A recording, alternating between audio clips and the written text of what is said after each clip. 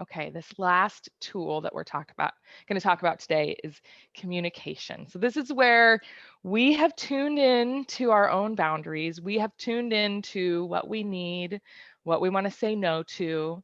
And now, how do we communicate those to other people? This can be one of the most challenging parts. And in communication, when I teach communication, I like to use this as the foundation. And this quote, who I think it's been actually attributed to many different people and teachers, but this one says it's from Buddha. When words are both true and kind, they can change the world. And so I want to ground at least what I have to offer you in terms of communication. I want to ground it in these two goals of clarity, stating our needs clearly without apology, and then upholding those needs with our action. That keeps our boundaries really clear. But also with kindness to ourselves, meaning if I have something that I need to say or that I need to do in order to hold a boundary, it is kind to me to do that. It's important to my own safety and my own well-being that I maintain kindness with myself. And in that, we can be kind to others. Doesn't mean that we have to please them. It doesn't mean that they're going to like what we're doing, but it means that we are able to hold that boundary with a compassion to ourselves, which leads us to compassion for others too, letting them have their feelings and still doing what we need to do to keep ourselves safe. So in that comes a belief that we deserve to have our limits honored, our needs honored, and then we get to allow others to have their feelings without trying to fix them. And really starting to see that as kindness to others, kindness that we don't have to control their emotions, that really it's okay for them to have their emotions too. Brene Brown says, daring to set boundaries is about having the courage to love ourselves even when we risk disappointing others. And this is at the core of what makes this so hard for so many of us.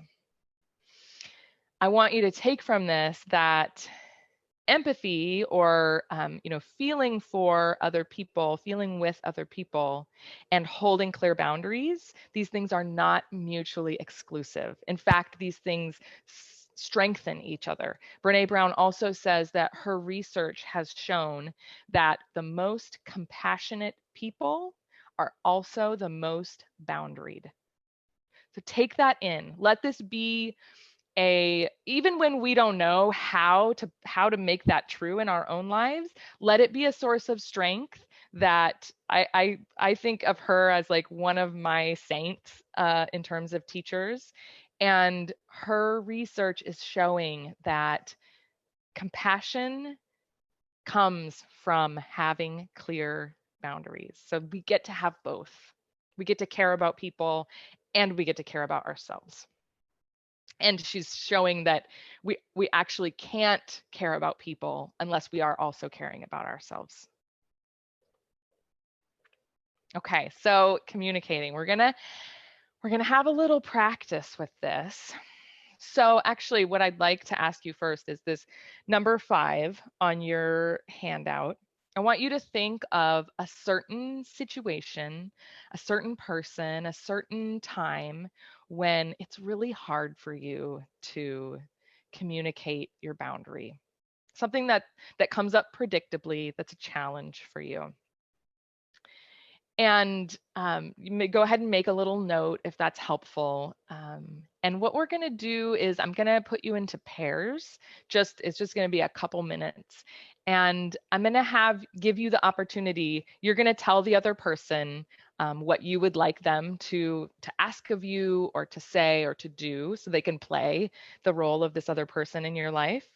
And you are going to practice these things. So I want you to take a deep breath here as they ask you whatever it is or they say whatever they're going to say.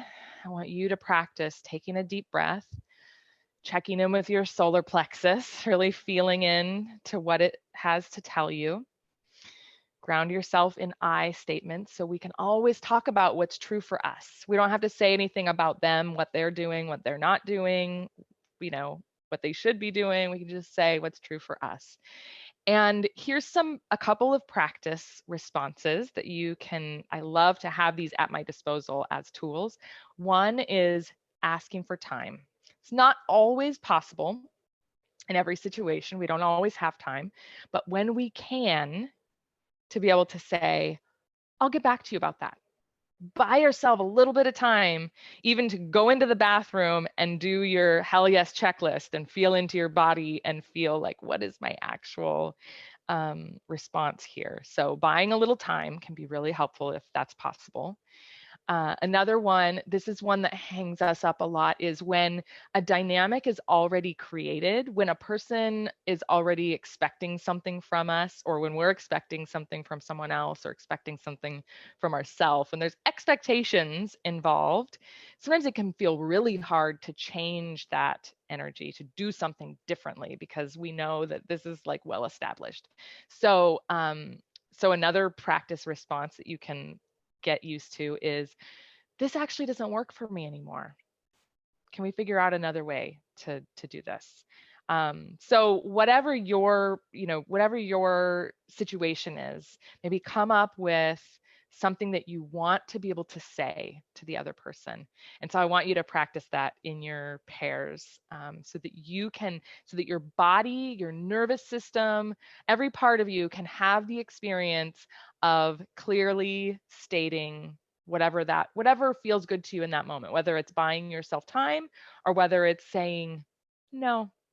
No is a complete sentence. So that is on the table right now for you to just say, no, that doesn't work for me, or no thanks. And a big part of this is going to be creating new habits in the ways that we check in with ourselves and respond.